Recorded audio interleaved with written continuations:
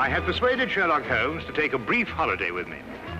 As we rumbled through the countryside, it was a comforting thought indeed that for a while anyway, there would be no desperate men at the door of our flat in Baker Street, no life and death cases to solve.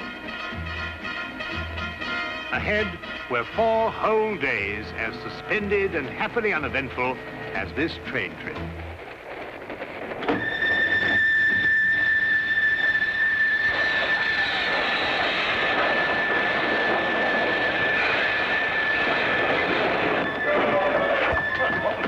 Hello, let's look. Hear anything? Not a thing. Well, I hope we haven't heard anything. We must be doing 30 miles an hour. Oh, we're doing more than that, I think, Watson. I thought you were asleep, Holmes. Well, not really. I was thinking about that Parkinson axe murder. You know, that unfortunate business in South Africa. And I was wondering... what? You are on holiday. Oh, yes. Yes, of course. Quite right, Watson. Quite right. Mr. Holmes? Yes, I'm Mr. Holmes. I thought I recognized your name on the reserved passenger list. Thought you might be able to help us. We seem to have had a sort of an accident. An accident or an incident? Well, I suppose you could call it an incident. But one of our passengers has disappeared. Disappeared? A boy. He was traveling with this young lady here. Paul is his name. Paul Windmaster. You must find him. I've heard you can do things like that, Mr. Holmes. Will you help me? There. I'm his governess. I should never have taken my eyes off him for a minute. But I looked in on him after he went to bed and was fool enough to imagine that everything was all right. Do you think he might have been kidnapped? Oh, no, I'm sure Paul ran away. How will I ever be able to face his father? I think you'd better sit down, Miss... Kendall. Lydia Kendall. Miss Kendall, and tell us everything from the beginning. I'm sure we can be of help. Sit down. Thank you. Tell me, Miss Kendall, what happened that made the boy run away? Mr. Holmes, have you ever heard of Paul's father, Lance Windmaster? Oh, yes, Ripsaw Windmaster, the Canadian Timber King. The papers call him that. As rough and strong a man as the trees he cuts down. Paul, not having a mother since the age of 2, has grown to be like him in many ways. Independent, wild. Oh, believe me, I've had a full-time job. I can imagine. Mr. Windmaster never disciplined him. Was actually proud of Paul's spirit. Until one day, rather suddenly, it struck him that he was bringing the boy up improperly. You asked me what caused the boy to run away. It was just that. And yesterday, when I went out to fetch Paul, I began to see the first signs of what was about to happen.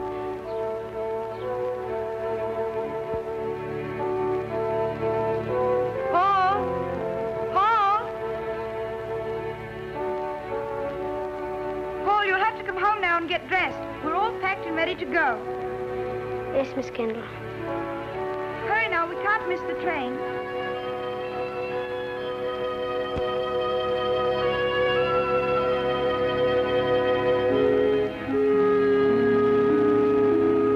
When you arrive at the school, you'll take the boy directly to the headmaster.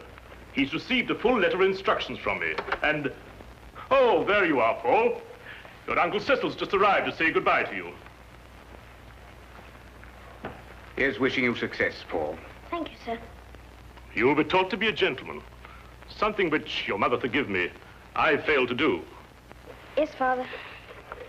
What have you got there? White mice. White?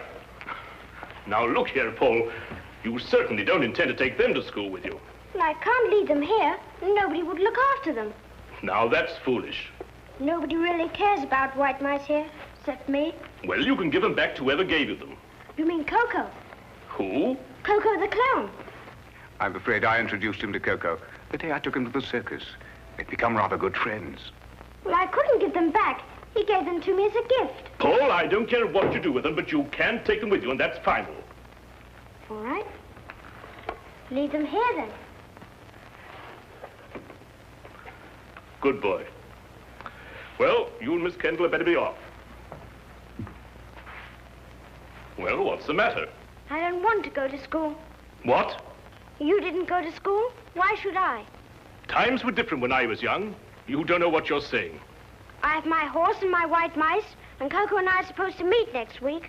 You can't run wild all your life. You'll grow up to be a savage. But Lydia could teach me everything I need to know right here. Miss Kendall isn't a teacher. She's a governess. She knows as much as anyone. Now listen to me, Paul. One day you'll come into possession of everything I own. This estate, my lumber mills, everything. When that day comes, I want you to be equipped to take over. Well, I don't have to go to school for that. And I don't have to wear a tie and jacket either. You'll wear a tie and jacket and you'll like it. And you're starting to school right now. Put me down! I don't want to go to school! I'll run away! Put me down! I'll run away! Well, Miss Kendall, are you coming? Put me down! Put me down! He boarded the train without further protest. The truth is, his attitude seemed to have undergone quite a change. By the time we started out, he behaved almost as if he were looking forward to going to school. But of course, the whole thing was a ruse to put me off my guard. You said before you saw the boy after he went to bed. Now, what time was that? About 8. And what time did you find that he was missing? About an hour later, I heard a thud coming from his compartment and went to investigate. His door was locked from the inside, and I had to get the conductor here to open it for me. How we got out, I don't know, but he was gone. And of course you searched the whole train after that. Oh, every inch of it with the conductor here. I decided to stop the train when we couldn't find him. Oh, conductor, I believe there's a steep gradient just a few miles beyond Darcy. Yes, there is. Now, how slowly would the train be going at that time, do you think? Oh, about 5 miles an hour. Very slowly, sir. Well, in that case, I suggest that we borrow a cart from a farmer in the vicinity of Darcy and go back and search that area. Yes, sir. I'll take care of it immediately, sir. What was the number of the boy's compartment? 37. Well, Dr. Watson and I'll take a look at it. No, there's no need for you to come with us. I think you better stay here and rest. Now, you mustn't worry. Small boys make a habit of disappearing and reappearing.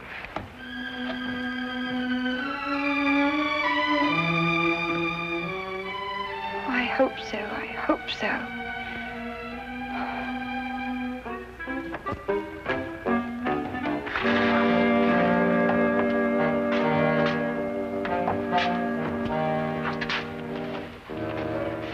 Well, you certainly simplified the search and narrowed down the area to Darcy.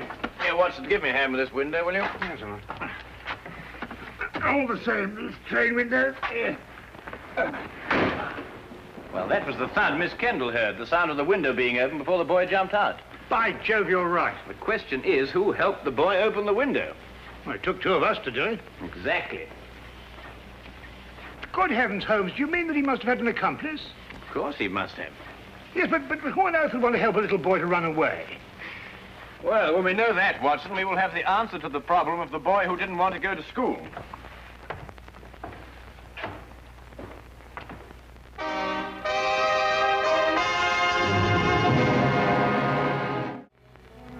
Taking Holmes' suggestion, we borrowed a cart and traced the rail line back to the upgrade near Darcy. We combed the area several times without uncovering a single clue. All of us were soon discouraged and ready to abandon the search. All of us, that is, except Holmes. We've been over this stretch 3 times already, Holmes. Yes, I know, but this is the only place where the boy could have jumped off. But we haven't got a shred of evidence, not a sight of anything, nothing at all. Look, what is it? A boy's cap. Miss Kendall, would you mind coming over here for a moment? Is that the boy's cap? Oh, yes, that's his. Then it has to be here. Look, over here. Here we are, Watson. The footprints of a small boy. Holmes, look, another set.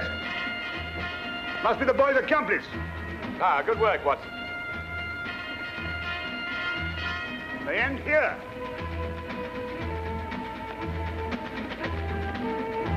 Then it's quite clear what happened. Not to me. Well, they obviously boarded another train, a local, I imagine, traveling in the same direction as we were. We do pull alongside a local here, Mr. Holmes, the up train from Royal Minster. Well, how can they do that? Change trains in midstream, so to speak. Well, obviously, Watson, if both trains were traveling slowly enough. They do. It's possible, entirely possible, Mr. Holmes. Conductor, I think you'd better telegraph ahead and have them stop that train. Yes, sir. Do you think they'll find him, Mr. Holmes? Well, we are near enough to the truth, Miss Kendall, not to have to speculate anymore. We will soon know. We began a hasty return to the night express, aboard which we hoped to catch the local. Holmes insisted that time was of the utmost importance.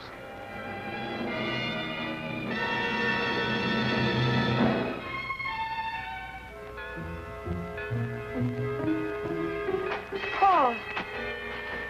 Pardon? I'm sorry. I thought to another boy. Perhaps the next compartment. Oh, this is the last one, miss. You held out so much hope, Mr. Holmes. How many stops does the train make before Darcy? 3, same as usual. Did you notice a boy get out at one of them? Not that I remember.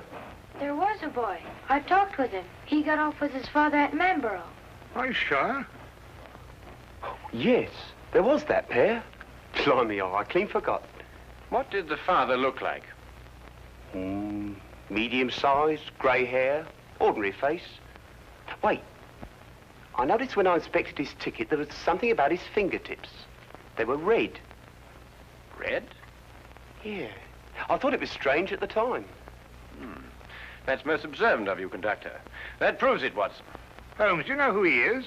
Of course. Coco the Clown. Coco the Clown? He was the boy's friend. But more than that, there's the red fingertips. The significance of which completely escapes me. Rouge, Watson, the same kind of clown uses. He was evidently in a great hurry to catch the train. He didn't have time to remove it all. Oh, if you're only right, Mr. Holmes. And unless I miss my guess, we'll find them both in Manborough now.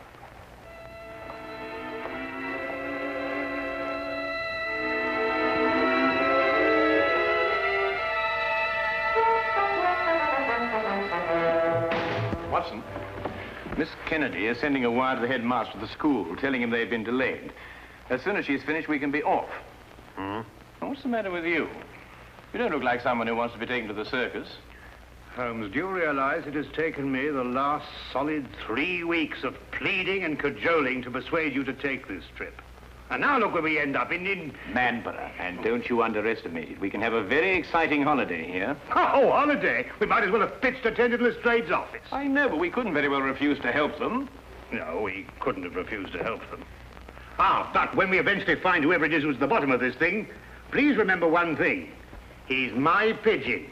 Don't upset yourself, Watson. As soon as we can find the boy, we can continue on our journey. Oh, I'm glad you still considered that. Well, shall we be getting along? Oh, by the way, Watson, I didn't mention it to Miss Kennedy, but I believe there's some possibility the boy may be in danger. So I don't think we ought to lose too much time.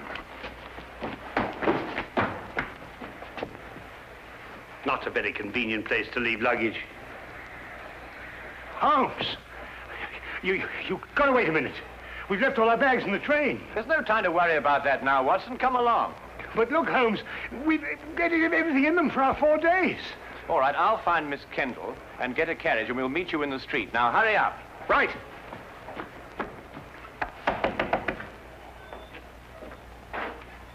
Could you tell me if the night express has gone yet? He had to switch back to the main line. I wondered if it was still in the yard somewhere. I'm awfully sorry, sir. You must have the wrong town. No, I know where I am. I'm in Manborough. Right you are, sir. But the night express doesn't stop in Manborough. Never has. Except once. But confound it, man, I know it stops here. Oh, no, sir. The only time the night express ever stopped in Manborough was in the summer of '88. A wheel fell off the locomotive. Right out front here it happened. It stopped all right that night. Now, look here, this is urgent. I happen to know the night express stops here because I got off the thing at this station. Now, will you kindly go and find out if it's still here? Well, I have to go down to the yard area. In about 5 minutes, I'll ask the signal box. 5 minutes? Oh, never mind. Watson, come along. The carriage is waiting. But...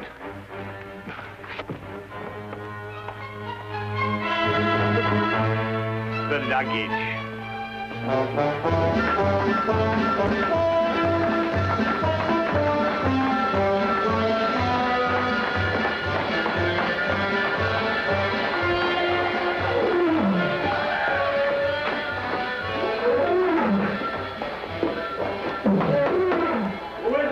Cecil, open up.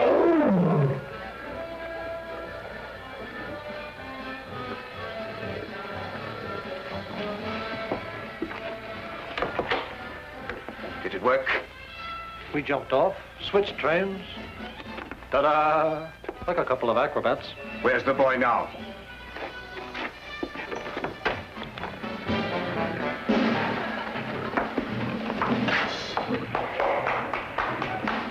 Exactly where I want him.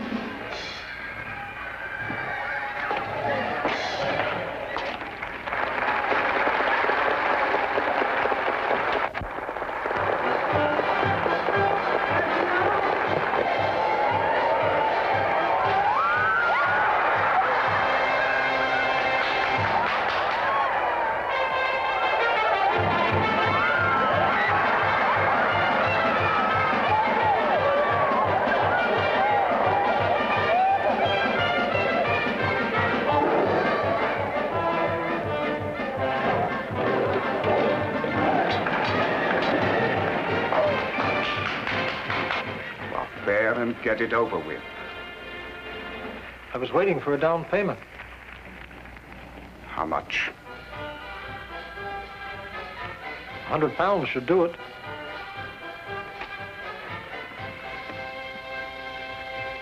That's cheap enough to show you good faith.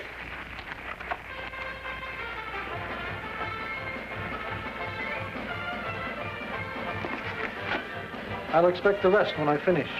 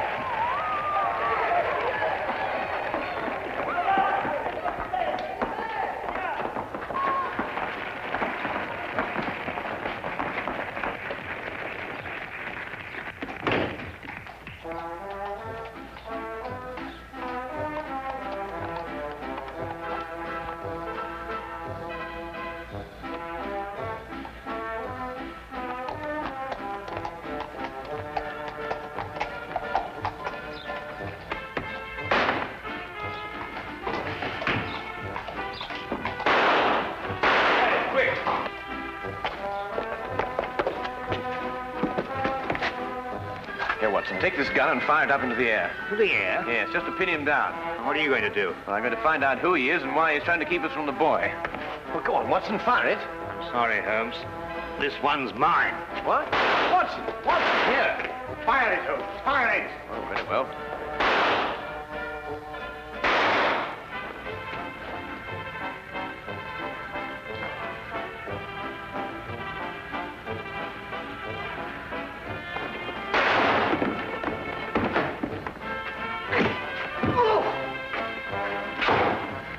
Miss Kendall.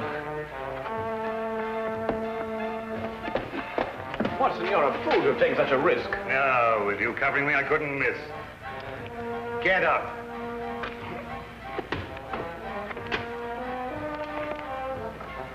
It's Mr. Windmaster's brother.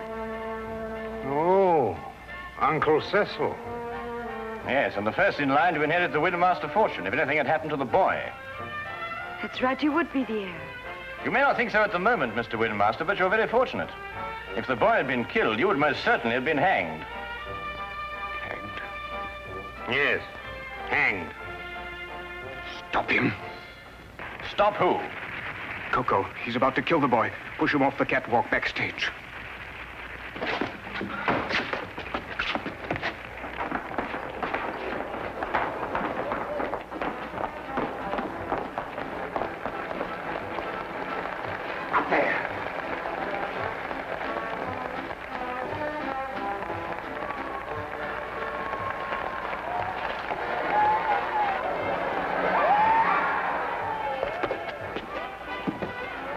Coco?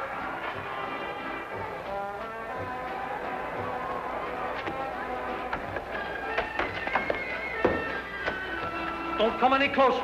I'm coming down.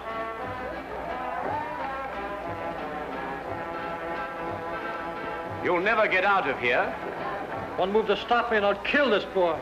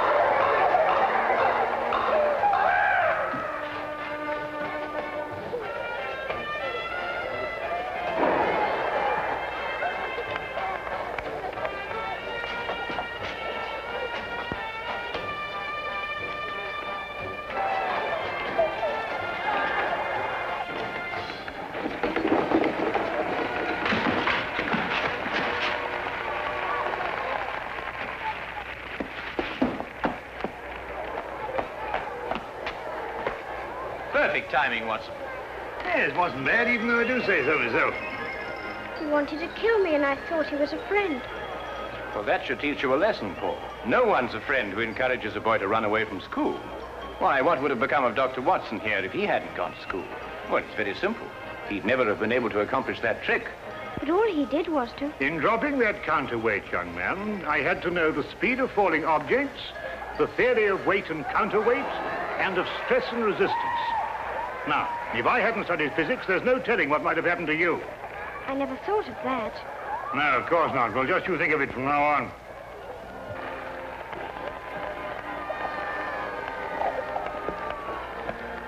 Watson, did you really have all that in mind when you pulled that rope? Oh, every bit of it, of course. Oh, did you? Uh-huh.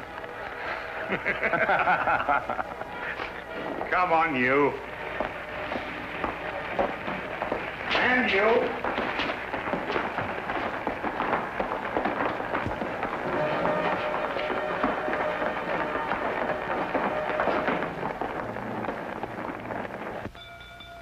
If you're looking for the time of the next London train, it will be along in 10 minutes. Huh? Oh, no. I was just wondering where our bags would be by this time. This train seems to be somewhat off schedule. I'd estimate that our clean shirts are about 30 miles north of Edinburgh at this moment. Oh, confound it, Holmes. Why dwell on that? Oh, don't take it so hard, old chap. We'll give it another try one of these days. Well, sir, it certainly was a shock to me. Oh, it's you again. You were right, sir. The express did stop in Manborough tonight. Can't understand it. The first time since the summer of '88. Fact is, it was running wild through here tonight, they tell me. Came roaring through on the local line first, and back through here to switch over to the main line again. Can't for the life of me figure what they were up to. Left a couple of bags on our platform. No hint of a reason, just found them there. A couple of bags, did you say? Why, yes, sir. A suitcase-like. Don't know anything about them. One marked JW and the other SH. I suppose we'll have to keep them in the office for the 30 days required. My dear sir, if you'll just lead me to your office, I think I can relieve you of those suitcases within 30 seconds. My name is John Watson. Mine will be the one marked JW. Oh, you mean, I say, and this here gentleman is SH? Yes. This is my friend, Samuel Higgins.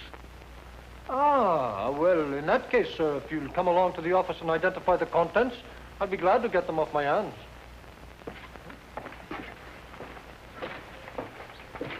Samuel Higgins? Yes. You see, we have 3 whole days left. And I'm quite sure that nobody will want to interfere with the holiday of Samuel Higgins.